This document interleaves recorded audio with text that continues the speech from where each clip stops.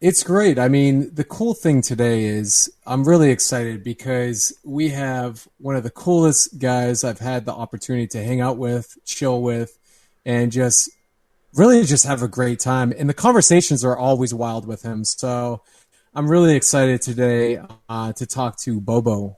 Bobo, my man, what's up, buddy? How you doing? Nick Groff, what's going on, brother? Last time we were chilling, we were carrying Mike Couch and throwing axes with us, carrying him on our back. Remember that? Yeah, I had an off day of Axos that day. Yeah, it was wild. And I'm always loving everything that you're doing, man. Where are you in the part of the world right now? Are you in California? Yeah, I'm in very northwest corner of California. I'm in Humboldt on the coast up there in the Redwoods by Redwood National Park right there. Yeah, so you're up in the woods then, huh? I'm on the beach, actually. Oh, even better. Oh, nice. Yeah, close to the Nice. woods. How's the weather? Is it beautiful up there right now? Dude, I'm in the nicest day of the year. I'm sitting inside in the middle of the afternoon. It's rough. Nice, man. Nice, nice. And you got your dog with you? Oh, yeah, she's in the other room. She's just eating lunch. Yeah? Yeah, you'll have to call her in here eventually. I want to see her. Is your dog's name Monkey, right? Which Yep, monkey. Yeah, I want to see Monkey eventually. Is it she, right? A she Yeah, or she's pretty butch, but it's a female. oh, bring her in. I want to see Monkey and meet Monkey because you've talked about her a lot. So I'm excited to meet Monkey eventually here. She's chicken. Man. She's pretty dirt. She's about due for a bath here any minute, but so she's getting a little scraggle. Yeah. So, man, talking about finding Bigfoot and everything you've done on that series through, I mean, that was a long running series, huh? Finding Bigfoot. I think we were in production for like almost 8 years, 10 seasons. Wow. Wow. The last 2 years were pretty slow. We only had like maybe 7 episodes or something. Yeah. What was your favorite out of all the places you've been, all the things that you've seen and done? What was like your favorite, episode when it was condensed and put out there on TV for everyone to see? Oh, for as far as watching and making it and watching it, because a lot of times we had great times, but the episode might have sucked a little bit, and vice versa. We had a great time and it was cool to watch. Maybe Australia. That's Australia awesome. Himalayas. The most miserable ones were Indonesia and Kansas. Yeah, those were miserable. Indonesia was pretty third world. Yeah. And Kansas was, we were there for like a Arctic vortex in the middle of winter, and it was just Oh, freezing, nonstop cold north winds, and it never got above freezing for I think the whole time we were there. oh, that's not cool. No, God. So what was the weirdest thing? Tell us some weird stories that you can talk about. I've heard all sorts of stories that you've told me, but what's one of the coolest weird ones you can share with us? Probably the weirdest one that probably relates to you guys would be we were filming on the Chiloquin, up in Chiloquin with the Klamath tribe in east south central Oregon, and I was with Renee, the female on the show, and the camera crew, and we were walking, and we thought we saw people coming down towards us, headlamps with these white, looked like white headlamps coming down the hill, just kind of bobbing down, and they got closer and closer. We realized they were orbs just floating in the trees, coming down the hill and floating through the trees. We got within 70 feet of them, and we followed them for a while, but they wouldn't show up on the TV cameras or the handheld or the therm, but we could see them with the naked eye. Dang. Hmm. That's Interesting. weird. I mean, do you think it relates to Bigfoot? Do you think it relates to things that you've been looking for, or is it all connected in some weird way? I don't know, because it seems like there's some connection because they're reported around each other all the time. And I've had other experiences where we've been squatching and there's been orbs and there's been Sasquatch activity. The only thing I had directly happen was I thought I heard a Bigfoot walking outside of our camp, outside these Indian burial grounds. And I'm looking out there where the noises come from, and also I see this blue ball of light. I thought, isn't there a mountain behind like the trees? Like I thought maybe I'm looking down into a canyon, but I knew that layout, and it was solid forest, and then behind it about 50 yards sloped uphill up to the mountain. But I was seeing something. I thought I was seeing maybe some kind of plane or helicopter, or I couldn't figure it out because it was this big blue ball light. Then I saw it pass in front of a tree, and I realized it was about 70 yards away, and it was about the size of a basketball, and it was floating through the trees. But where it was floating, there was branches breaking, and heavy footfall sounds. And I was actually with Cliff, but I was tiptoeing to look over the bushes, and Cliff couldn't see over because he was shorter than me. So he didn't see it, but he just heard me talking about it. He heard the crunching sounds, but didn't see anything. And then the next day, this old Indian guy, this medicine man, Charlie Tom, he was famous. He was they called him the last wild Indian because he grew up totally traditional. His family got attacked in the late 20s, early 30s by some miners up there, and his great grandpa and grandma took him up into the mountains with the Indian burial grounds. He never saw.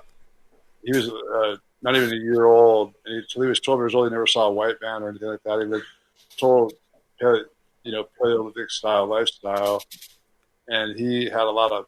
He grew up super 100% traditional. So he grew up medicine man. He said he got his power from collecting Bigfoot hairs. He had chunks of hair from 5 different Bigfoots he collected over his life. He said that was why his medicine was so strong. But when they on the National Mall in D.C. when they dedicated that Native American Museum, it's the biggest building on the Washington Mall. They had all 504 tribes in North America. Each had a representative medicine man or woman that represented their tribe. In the 4 directions, they broke up into 4 regions, and each 4 elected a medicine man to represent that region of the U.S. So the West elected Charlie Tom. When those four medicine men got together representing all 4 directions, they elected Charlie Tom to be the head medicine man for all the blessings at the official opening with the president and all that stuff. Wow. So Charlie Tom was the man. And the next day we saw him, and I was like, hey, what's up, Charlie Tom? He was out there gathering medicine plants. And he was the only other person we saw all week up there. And we were talking to him, and he was telling us about, we told him, like, yeah, because we got screamed at the night before, right in that camp, too, like a loud scream, like right outside of camp, and like a just ear-shattering one. And Charlie Tom said, yeah, I had my second wife was a white woman. I took her up here because she didn't believe in Bigfoot. So I brought her here to this creek, to this very camp, and she was looking down the creek, and she was, mocking the Bigfoot thing. And she wasn't laughing too hard when Bigfoot came up the creek. And I said, he came splashing up the creek, breaking branches. And I said, well, what did he look like? He goes, well, the same way he always looks when he travels like that. He was a big blue ball of light. Whoa. Wow. Weird. Dude, that's pretty impressive. Because that's the exact same thing you were observing. Yeah, just the day that he told, because Cliff's kind of skeptical of all that kind of stuff, And he didn't see. He believed me, but he couldn't see it. And then the next day, to hear that come from Charlie Tom, he was just blown away. Wow! And Charlie Tom was a real heavy medicine man. We asked him if he could call the Bigfoot in, and he sang this Bigfoot song that had never been recorded before. We actually got an auto recording, and he started going, "Hey, come in, my friends! All my forest friends, come see me!" And I swear, right when he said that, this red-tailed hawk screams and swoops down and lands on a branch like 5 feet from his head and looks right at him and shrieks. And then little finch flew out and flew on his shoulder. This all happened within a minute. Then a rabbit came hopping out of the brush and hopped right up to his feet. Then we started hearing coming down the hillside crunching because he was calling to the Bigfoot and he sang the Bigfoot song. And also we started hearing walking down the mountain, like crunch. Like we're all looking all big at each other, like, oh my God, he's calling it a Bigfoot. There was a little herd of deer, some does and fawns. It was hunting season. This is a hunting camp. Like the only other people you might see out there are deer hunters. And it was hunting season, but there was no one else there. But the deer came right into camp and stood right next to Charlie Tom, like right next to us, and he petted them. And it was, I mean, the guy was the real deal. That's amazing. Wow. Yeah, that's crazy. So, what do you think is occurring then? Obviously, if we go back into history where, Bigfoot, Sasquatch, whatever you want to label it as, it's a real thing. This isn't just fictional. This is actually documented. Did they find a tooth from like 10,000? I forget when it was. Can you give us a little bit of history background on, kind of how this all started, in the history of where Bigfoot and all that came from? Well, we still don't know for sure. Like one of the leading contenders is Gigantopithecus blacki, which was the largest ape ever lived. We suspect it was probably bipedal because all we have is some jaw fragments and some molars. But from that, from the teeth, they have they have over 1,000 molars. and several pieces of jaw fragment. They're huge. Like the mandible would fit over a human hand, like mandible, no problem. Jeez. Like the teeth are like 3 times as big. So they theorized they were anywhere from 8 foot possibly to 12 foot tall, and they may have been bipedal. Like the indication of the skull structure where the jaw would have fitted would have been. It may have been quadrupedal, like at least part of the time, but it looks like it was probably bipedal as well, like a Sasquatch. They go on all fours also.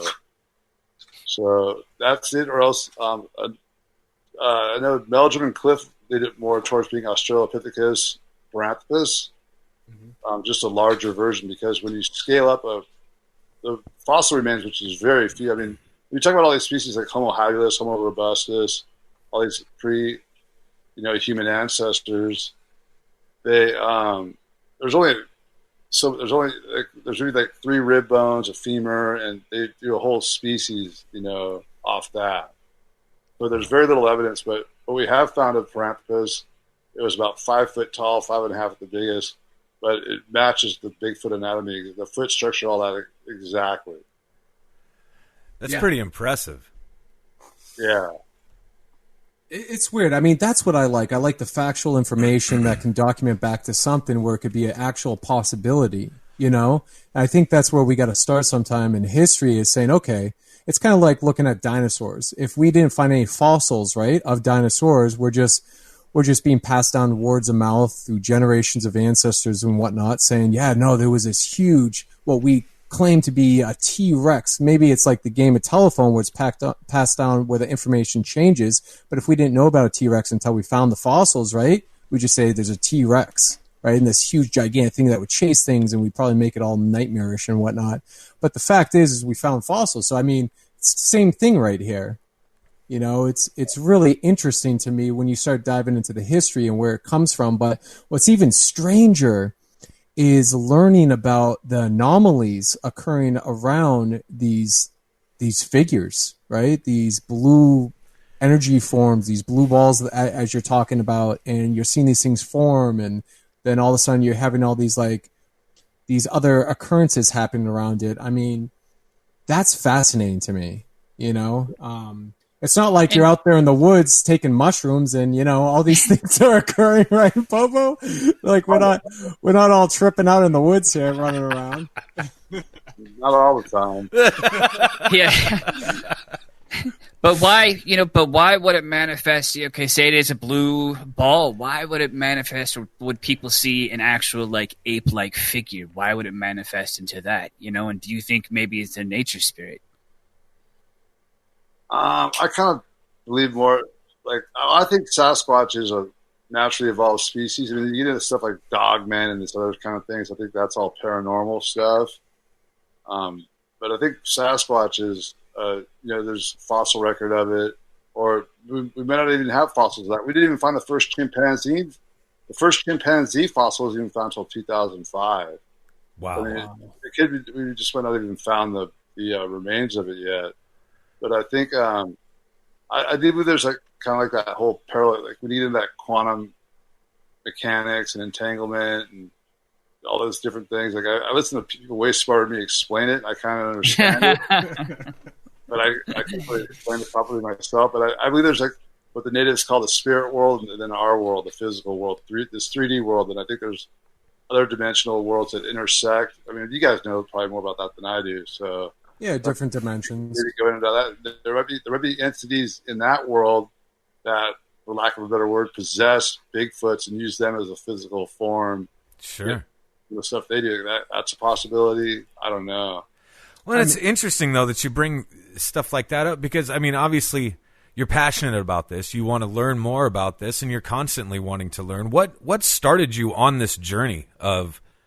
I mean, did you have an experience when you were younger that kind of set you on this? I saw the Patterson Gimlin film when I was probably 5 years old or something. And it was right when all those Planet of the Apes shows were on TV back in the 70s. Yeah.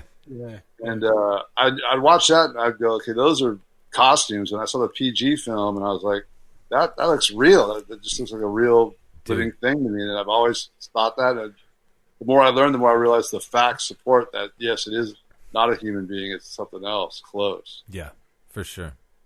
That makes total sense to me. I mean, how long have you been doing this, Bobo? Going out in the woods or go exploring the world and looking for the possibilities of Bigfoot? Um, about 35 years now. Wow. And what really convinced you, though? What really convinced you to say, okay, there's definitely something out of the ordinary, but I don't, what was that moment that really opened your mind up to say, I need to search harder for this? I was a hardcore believer for a long time.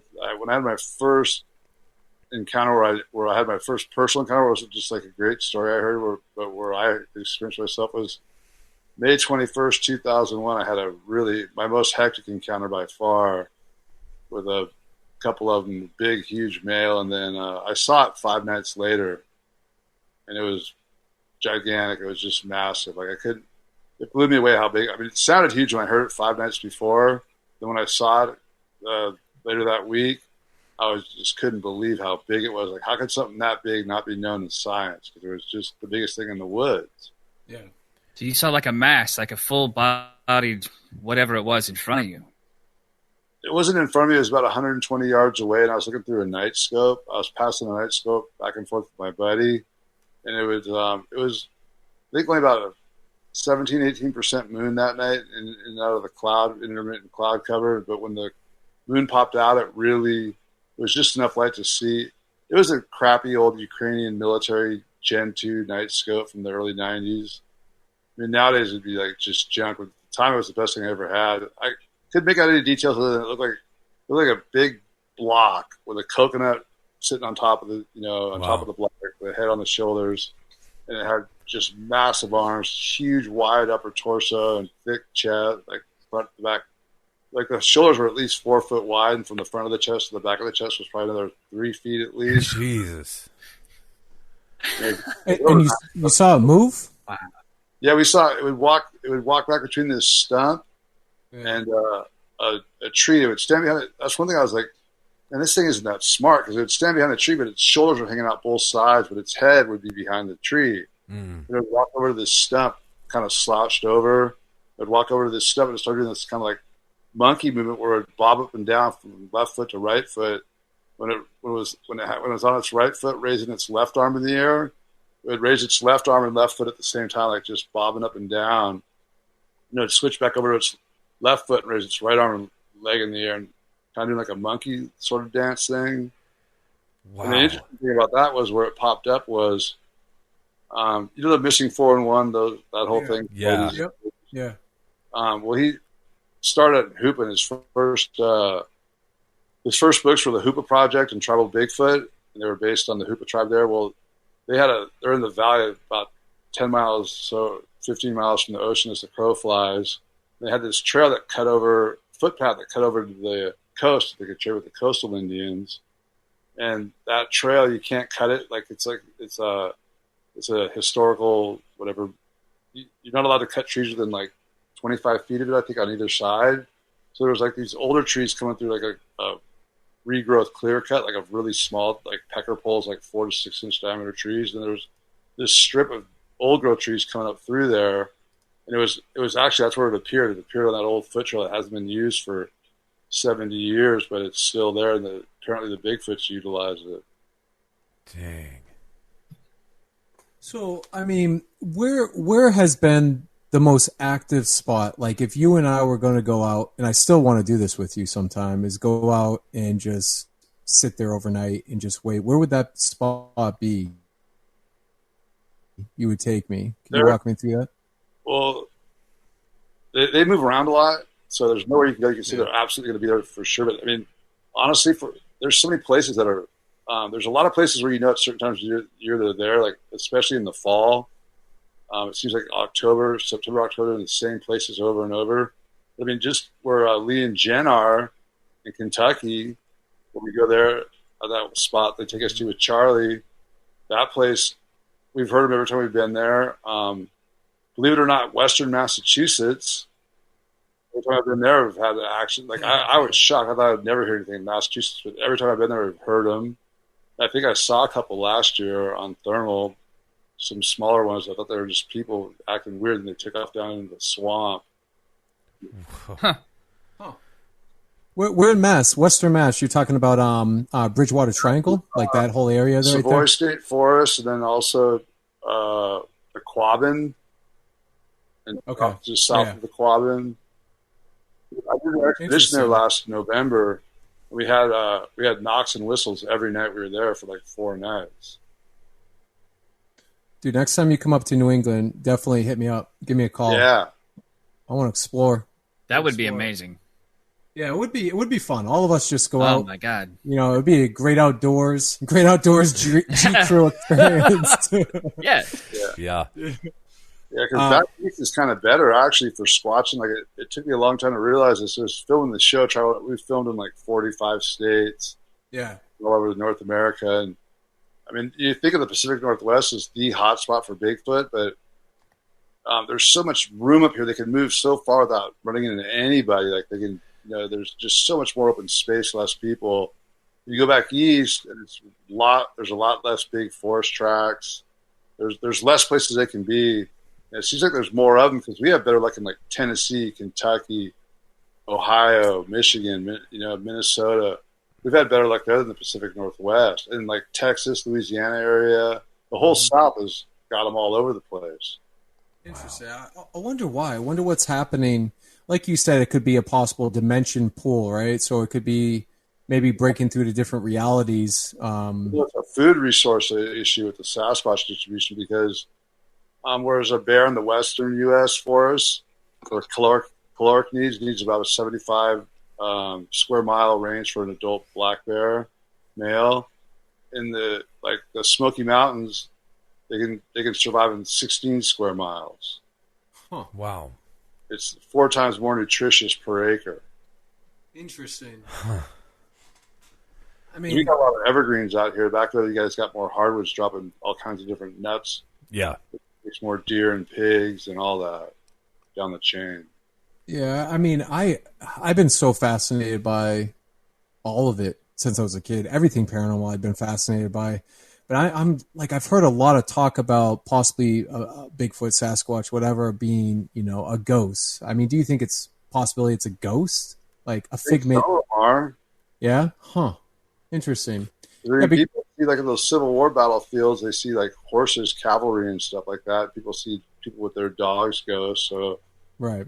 not a Sasquatch. Yeah, possibly energy manifesting or some sort of phenomena that's occurring still that is trapped within whatever environment we're in. I'm not sure. Yeah, it's very interesting to me. I mean, man, if anyone has any experience from it, it's you. I mean, you've been researching this and going after it for so long.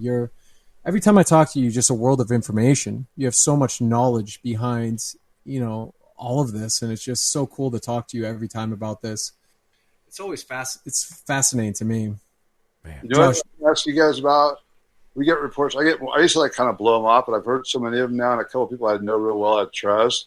They report seeing Sasquatches, but they're real blurry, like they're cloaking like the predator. And Yeah, I heard that. Yep. You guys hear about stuff like that with other things? I mean, Absolutely, shadow figures, apparitions at different locations. I actually think, that for the longest time, shadow figures were looked at something different, and then some people claim they're like absolute evil and they're negative. I think that they're observers in a sense, kind of like this phenomenon of these Bigfoots kind of cloaking in that same presence. I think that possibly shadow figures could be cloaking from another higher intelligence, extraterrestrials, or somebody that's observing certain locations with high energy, meaning locations that have had a lot of dramatic events occur, like a lot of deaths or history or something that's playing back that they're collecting or analyzing something. And I'm not sure, but I've witnessed it a lot at different locations with that same phenomena for some reason. I'm not sure what they are, but I feel like they're almost cloaking in a sense where they appear to be shadow figures to us, but it's kind of that transparency effect, where we see the shadows, but we see past it in a transparency type of feel, kind of the same way they're cloaking. Could be. yeah, that kind of stuff's just above my pay grade. I hear about it, but it's just I don't understand the physics behind it. Or Well, I mean, the military has been creating cloaking for a long time. I mean, Josh, we talked about this last time too. I mean, they've been creating military all sorts of different stuff. You know, that the cloak soldiers and stuff like that. They have stuff out right now you can throw on and blend into the woods. Honda has that new clothing thing where you don't see the where what do you call it? Where the frame comes down between the windshield and the door. Yep. That disappears now. The new Honda's coming out, I guess, next year or the year after. So when you look out, you're going to see no barrier. You're going to see just all visibility, 180 degrees in your vehicle in the front. That's so trippy. Gosh, I know. I can't wait to see that. I think Sasquatch has hair like a possible. I don't know about all of it, but some of the hair is similar to polar bear hair, how it bends light and makes it camouflage with the background. It's like some of the lizards. I mean, there's a lot of species that cloak themselves. You know, there's a lot of stuff. We just don't know everything. I mean, we're still discovering new species in this world. Can you imagine the possibilities of like what you're looking for? There's other things we just haven't discovered yet. I find it so weird that they're in isolated areas. You can't really find skeleton remains. I mean, there's been talks about them burying their own too. I mean, I'm not sure, man. But unless you saw the skull, you wouldn't even know it was a Bigfoot bone. You know, like if you just saw a big femur out in the woods, you're going to think it's a moose or a cow or a horse or a bear. You know what I mean? Like, or some ribs. You have to be some kind of like paleontological anthropologist, whatever, or a doctor, or someone that's veterinarian. Something. Even then, it might not even stand out. But unless you saw the skull, you saw random bones, you wouldn't even know what it was. I mean, that's a pretty good point too. And I mean, we look at like different societies, right? Like we bury our dead. Little ants bury their dead. Did you guys know this? Is super weird, but it's not that it's not that crazy of a thought, right? So I mean, it is feasible that if they are in fact a part of this natural world and not something like interdimensional or whatever that we've kind of been touching on, that they would bury their dead like that too. I'm convinced they do. Yeah. Now, there's a lot of people out there that would suggest also that they could lead you directly to like a nest, like a family of nests. Like, do you buy into this? Do you know these people? Like, have you seen these things yourself? Like the nests. Are you talking about the Olympic project up in Washington, the nest site they found? Yeah, that's one of them, for example. Yes, that's 100% totally real. Nice. They've had primatologists out there that are blown away by them. That's amazing. I love this stuff. They're even more complicated than bear nests are really rough. Yeah. Not that. And they're even more complicated than a gorilla's nest. And I tell you, there's a really cool place that I traveled to just a couple years ago, and it's called the Board Camp Crystal Mine. And it's in just outside of Mena, Arkansas.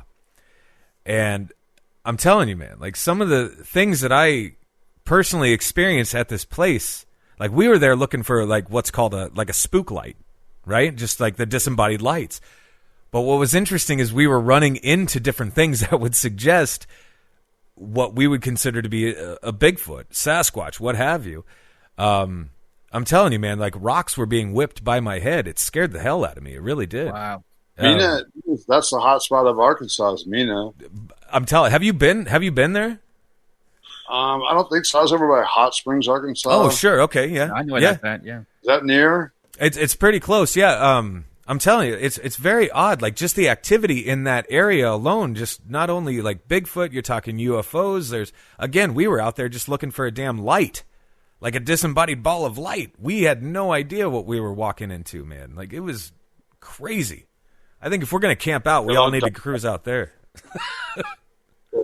Dogman reports come out of there too. Yes, it is bizarre, man. Like looking at the map and everything, zooming out, like just different like UFO sightings and everything. It's almost like a straight line across America that runs right over top of like Mena, Arkansas. It's like a super highway for UFO activity. It's super bizarre. Really? It's so bizarre. Wow.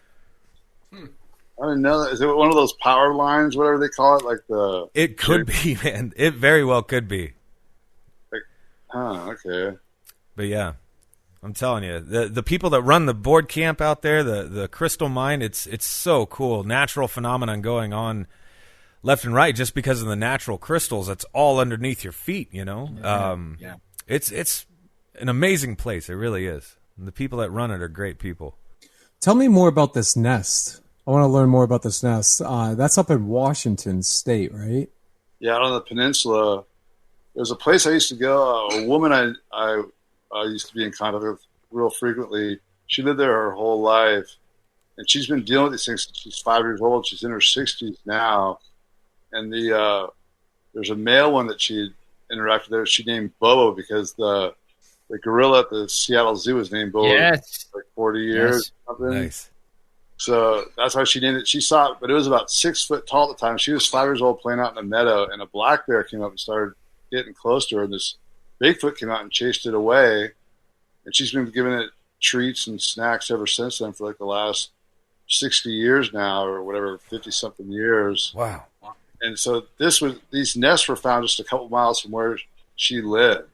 And what happened was this forester was in there. I mean, the Olympic Peninsula is rugged over there, and this area had been gated off. They hadn't even done a biological survey in this zone for 40 years. They do 40-year cycle timber cuts there. So they had a timber cruiser going there, a guy that goes out and susses the timber, measures it, and estimates how much board footage is in there. So like they can get a projection of how much money they're going to make out of that unit, each 40-acre unit. And so he's in there doing his timber survey, and he's going to this just rugged cliffs, and it's super rugged. And the guy was out there. He found this nest. He's like, I've been a timber cruiser for 25 years. I'm a biologist. I've never seen anything like this. I've seen plenty of bear nests. So he called in some other guys, and they looked at it and said, we don't know what that is. And then a couple guys, it looks like we hear Bigfoot makes those kind of nests. So they called Derek Randalls from the Olympic Project. He went and checked it out. He got the experts out there, and they ended up discovering 22 nests in total, from 9 foot to down to like 3 to 4 foot ones. Wow. Wow. That's like staggering. What I found next to one of the nests was 2 rocks that had score marks on it from where someone had been clacking them together a lot of times. So we know they do rock knocks and pop their hands or pop their teeth or bang a tree with a stick. Like they do all kinds of knocking percussive sounds. So that was found there. And then they were all in a really strategic position. They were on little finger ridges that stuck out off the main ridge. They were all in huckleberry patches. And the nests were made out of huckleberry vines, like thousands of them woven together. And they'd take sticks and jam them in the ground, like in a semicircle, or a circular, then weave the raspberry vines through that, and just with thousands, they made these thick, cushioned up to 18-inch thick mattresses. That's amazing. Just amazing. That's wild. But they found no remains, right, of any skeleton. They're doing they're doing environmental DNA, which is where you just sample, like you can take like a post hole digger and shove it down and get like a 12-inch sample out of the ground, and pull it out and they drop it in a container. They run a solution through that. And it gives you every animal that's been in contact with that area. Wow. It's how they look for the Loch Ness monster. They originally discovered this technique looking for invasive species in lakes and rivers and ponds and stuff. So you can go to a lake, take a sample of the water, and then you run it's called eDNA test. It's way more complicated. It's about $500,000 to run one on. And it'll tell you, well, you can do a cheap one for like $1,500 just for your local pond. But if you're trying to identify, like, if you want to sequence the genomes of anything unknown, you're talking like $500,000 almost. Yeah. So, and what happens is most people do like the $1,500 test, or like it depends how much money you want to spend, and they haven't. Well, anyways, so they're doing that. They're raising the money. Dr. Meldrum's raising the money right now to get we got quoted $450,000. It's the top eDNA guy from New Zealand. He was the guy that started the whole thing. He was kind of in the news. He did the Loch Ness monster search where he did the DNA. They found an unknown eel DNA. Yeah. So that's the same guy. Wow. Interesting. Yeah, I mean, it's just weird. It's just so weird. I just don't know how they're staying in the shadows from everything, Yeah. That's what blows my mind, just staying in the shadows. Because the the problem is there's so much hoaxing out there these days with anything paranormal. You know, that's the problem, and then it puts a lot of stuff behind, you know, a decade. So it's always tough to keep things moving forward in a positive note. And I mean, stuff like that, when they're going the distance on research and analyzing and sampling hair and different species and looking at nests that obviously can't be necessary man-made in that purpose, right? Oh, yeah. That helps the ordinary person say, wow, maybe there is something else than, you know, what they're used to being shown. You know, I think that's the problem, too, with society today, you know, and the internet and whatnot. It's just like you're given a lot of hogwash and stuff. And so it, like, kind of taints, it taints the mind of stuff. You know what I mean? Amen, dude. You know, it's hard, man. It's hard to keep it moving because you've been doing this 35 years, you said, right? And it's, man, all your research, all this stuff, you know, all the honesty that you're doing, it's just like, man, it's like when I hear you talk, it's, you know, it's for real. Like you're telling me like legitimate stuff that is occurring that I'm like, man, I didn't even know that was happening. Yeah. You know what I'm saying, Chad? It's like, you know, it's like when we're going to haunted locations, you hear all these stories, you hear all that, like you might click on an internet video and you're like, oh man. And then you go there and you're like, man, I had an experience. You know what I'm saying? Oh, yeah. Well, I mean, all of us usually are in haunted locations and never go out and do any of the Bigfoot searching. And my mouth is open, like sitting here listening to all these incredible stories. And, you know, we have to open our minds that these things exist. And there are so many other things that exist without, you know, more than just like, you know, our emails and our, you know, circumstances and life, you know, situations. I had a question. I was curious, like you said, you know, like, you know, they make like noises like, you know, hitting trees and like clocking rocks together. Do they like make any like screeching sounds or like wailing or like screams? Yeah, you know, we've actually found some great Sasquatch locations from ghost hunters or just report on, like regular people that are just out doing something that go, this place is haunted, man. These like demonic screams came out of the forest, you know, or out of a cave, or you know, and but yeah, they can make crazy sounds. Their vocal range, they've been recorded in up to 7-octave range, which is more than like Mariah Carey or exactly. That's ridiculous, man. Wow. What about That's like, so cool. you know, talking? You just brought up some music there, you know, with some singers and whatnot, talking crossover from Bigfoot to music. But so you played football back in the day, and I got to bring this up because it's a badass story.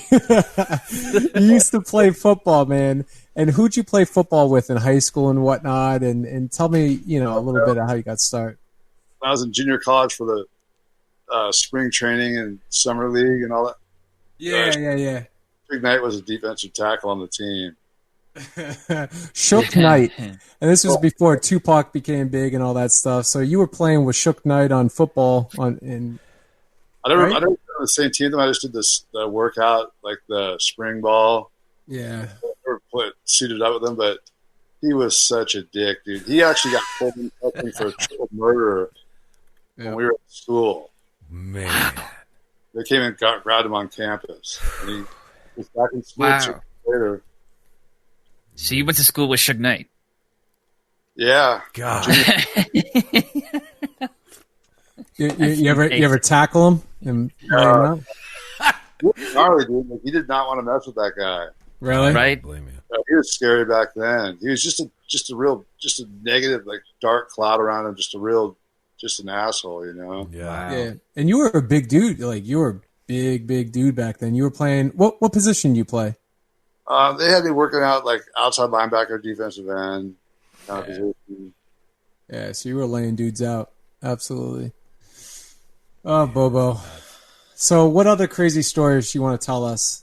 Tell me some wild story that's a funny story before we jump off here, because you always tell me some wild shit, and then I'm like, man, I gotta remember this story because it's the greatest.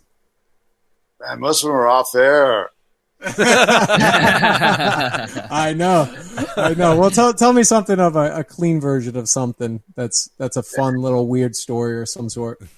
It's something cool. Like I'm kind of doing a little film project right now with Robbie Knievel, the captain, Robbie Knievel. That's awesome. Remember him, the stunt guy, Evil Knievel's son? Yeah. Oh yeah.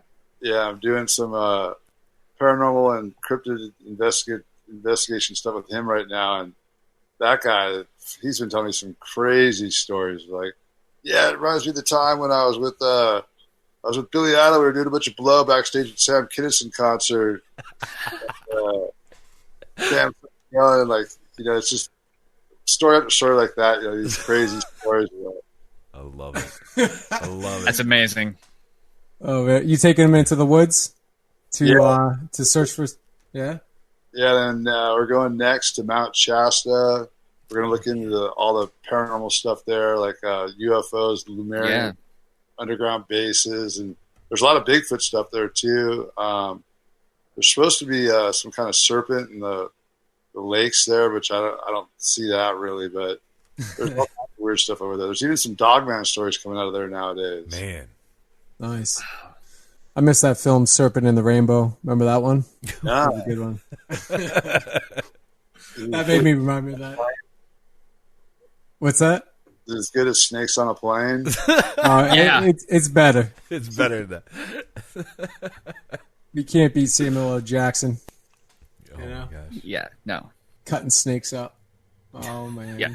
I was down in Florida recently, and I came across a water moccasin. That thing was huge. It was slithering around. Dude, no. And I was walking. It looked like it just ate a rabbit or something, something pretty big, and it was just slithering really fast. Those things are, venomous. So it was interesting. I've had them chase me, like just come right at. They're fast. You gotta actually run. Yeah. Yeah, I know. I was filming it. I was walking on this little platform bridge, so I wasn't worried, but I was coming across, and it was right there. It was going to the road, and then it turned around and started moving really fast towards my direction.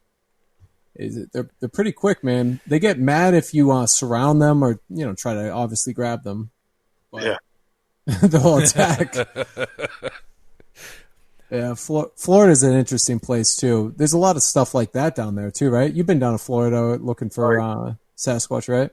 The skunk ape, yeah. Florida, yeah. Florida's a hot spot for sure. Especially, we're in the north and the south, Everglades, and then up in the Panhandle, and I mean that place. There's so much habitat there. There's a lot of sightings come out of there.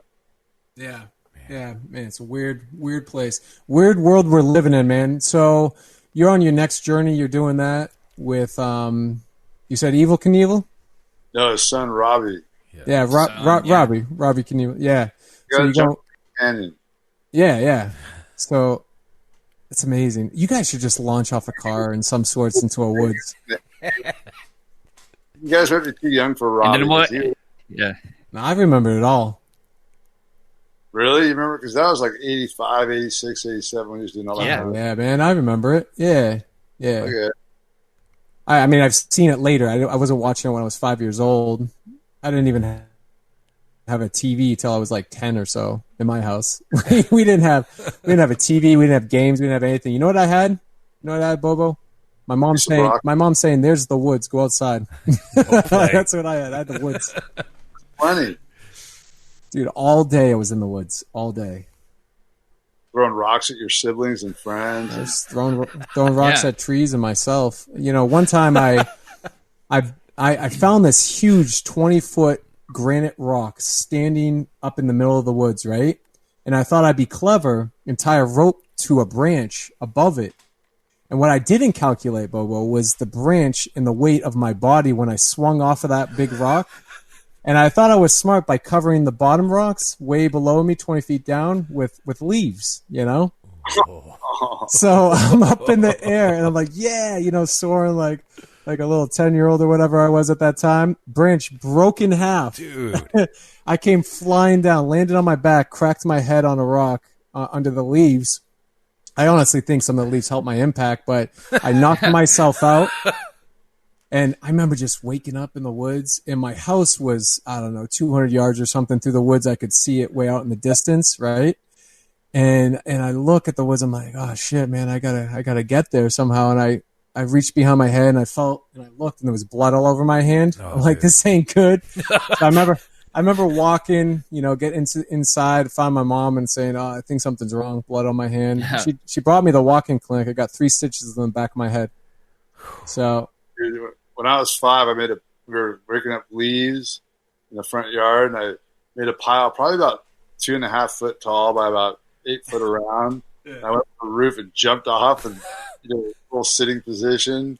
Oh, like right out in front of me, and just thought it was like a cartoon. I just landed like a soft pile, and I'll never forget just slamming so hard, like everything was there, and just wind knocked at me, face bashed off my knees. Oh man, it hurt. Man, don't you miss those days? Like just jumping off stuff, trying to get hurt, not thinking. We were all little Johnny Knoxvilles back then, dude. Yeah, man. The dumb shit we did. Yeah, I remember I used to. I had this shed right in the back of my house, and it was a good 10 feet, 12. A little higher, 12 feet off the ground. It was this nice little shed, and my grandmother was watching me one day. I'm like, "Grandmother, watch this!" And she's like, "Where'd he go?" I got my skateboard. Right, I was a skater back then, and I climb up, and she sees me on top of the shed, on top of the peak of the roof. And I had my skateboard placed on. She's like, "No, get down!" I skateboarded off the top of the thing and just hit the ground and rolled and jumped up. She's like, "Don't do that again." But that's the shit we would do back then, Until we got hurt. Shit. We didn't have the internet. Right. We were. Can you imagine back when we were kids if we had like our cell phones and no. I'm so glad we didn't. We didn't need that shit in our lives. Like, or especially like my early years in Hollywood, my friends would have been just ruthless. We would have been savage with each other. You know what I mean? Yeah. Just like catching each other, just doing shit you don't want people seeing you do. It's just not good. So, oh man, I'm glad that we had this time before social media, and now like look how enwrapped we are with it. But yeah, no, I'm thankful. Yeah, definitely. I would have been in a lot of trouble. People filming me back in the day. I think all our political careers would have been ended right then. Yeah, we would have done. Yeah. We wouldn't be who we are today, that's for sure. I always tell kids, though, get in trouble when you're young, Because when you get older, it's like, go to jail and stuff. The stakes are higher. The stakes are higher. Yeah. Yeah, I used to be bad when I was a kid. I'll charge you when you're 14 as an adult or something. You got to be careful. Yeah. I know. It's like, you're not thinking. You're being a kid. You're doing stuff. You got to live and learn, right? You got to get hurt. You got to live and learn. Get back on your feet. Go through life. But just different times. Different times right now. I always envision you having like a beard too, like even when you're younger, Nick. Like, just having that gruff beard, like especially like 8, 9, 10 years old, you still had it, and a beeper. I tell a story of how I had a pager back in the day, and I convinced the guy at the mall, at one of those cubicles in the mall, when pagers first came out. I was underage. Back then, you were supposed to be 18 to get one, right? So I convinced him that I was 18 because I had a little goatee. I had a little goatee mustache. So that's why he was like, all right, I believe you. He didn't even check my license, nothing. He gave me a pager. And then, my girl back in the day was blowing my pager out with like 911 and this and that. I'd be running to the payphone with quarters. Yeah, talking to my buddies and whatnot. Like, what's going down?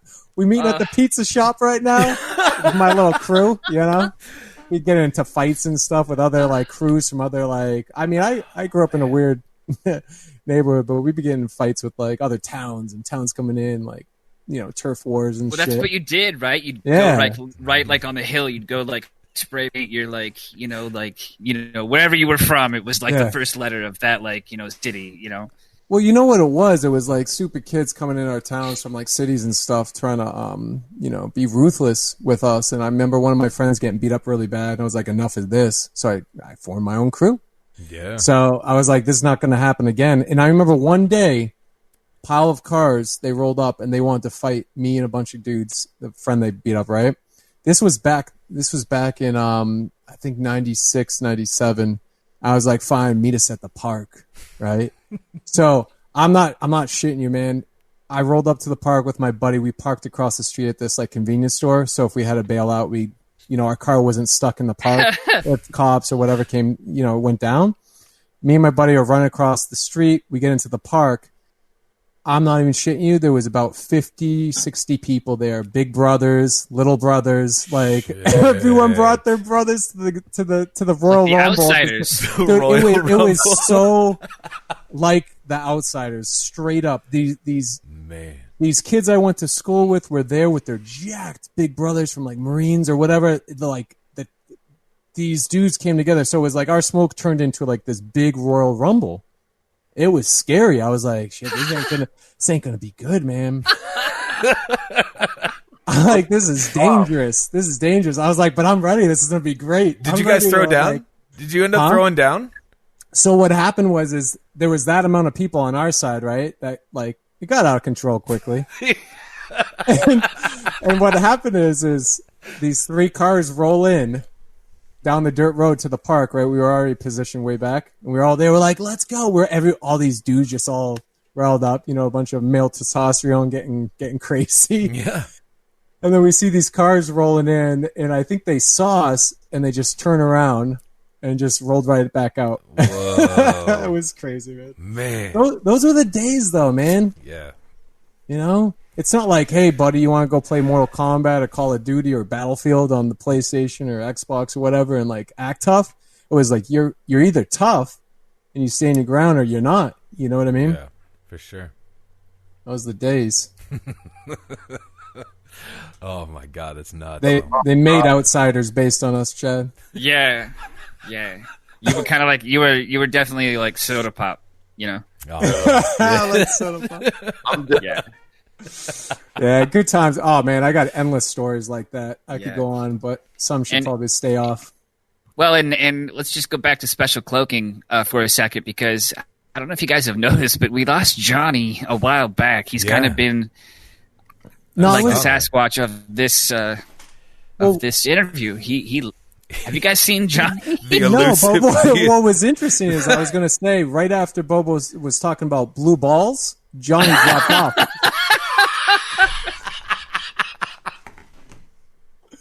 I think Hauser got blue balls and he's out. Yeah. Well, it's funny because the last episode we spoke to Dustin Perry, and I had shit problems on my computer, and then I was out for like 25 minutes, and I came in at the very end, and now Johnny's the latest victim of the latest shit show. The best part, BoBo, about this was we were all talking before you came in here on the video. And Johnny was like, I'm so excited today, guys. Yeah, I have the best question to ask BoBo. He was so excited to talk to you. And then he was about to ask it. And he wore a special shirt. Yeah. Yeah. He was all He said something about blue balls phenomenon, and boom, he was out. Okay, he's gone. Done. Let me see where he's at. He's going to come back and spot $50. Sign Yeah, I'm gonna call him and see if he had a question. Poor guy. Put him on speaker. I will. Poor guy. Yeah. I think what you said, Chad, though, is true. It's karma. You know what I mean? Because he's been busting your chops for the last fucking week now. So, yeah. Yeah. This is the beauty of having 4 hosts. One guy can drop out, 2 can drop out, even 3 at the worst. Yeah. We'll be okay. We'll be all right. We'll still make it through. I want to hear Johnny Blue Balls' question. Oh, shit. That's going to be great. All right, here we go. We'll ask him. Yeah. You can ask him the question here really quick.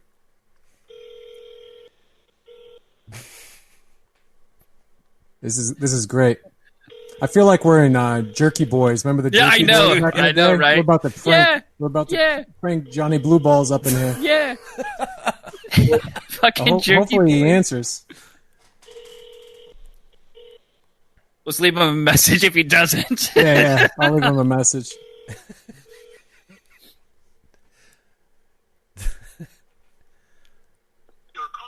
BoBo, what do you want me to say to him?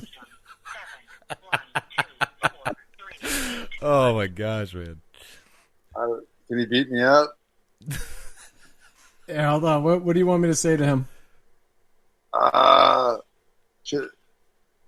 I got it. something wise. Profound. Hey there, Johnny Blue Balls. It's us down by the garage. We just been looking to get our spare balls back. Come to Florida. Come please. to Florida, please. What? Washing your ass. Please. Balloons. Well,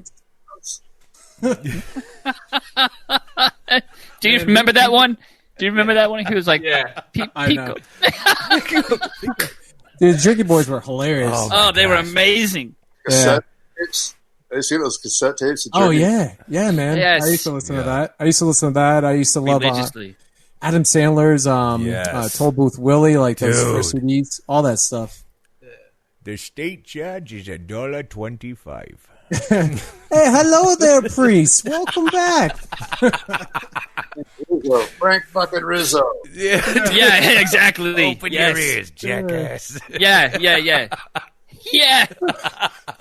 I'm going to come down there. Dude. Don't make me come down there. Yeah. Oh, man. Bobo, it's been a pleasure, man, talking with you. Such a pleasure. Such an honor, man. Thank you so much for being here.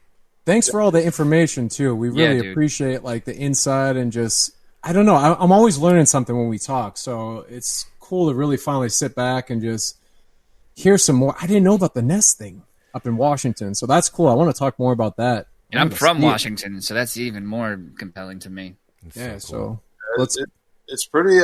They're really deteriorated. They found them, I think, 4 years ago now. I think this is the fourth season now, so they're really deteriorated a lot. But they've got some big time primatologists from some major zoos and going out there to see them here. I think within the next month. Wow. Awesome. Man. Well, keep us updated, man, and really appreciate you coming on, chilling with the G crew. Bobo, you're officially a G now. Officially a G. And you were already a G. I was another baby.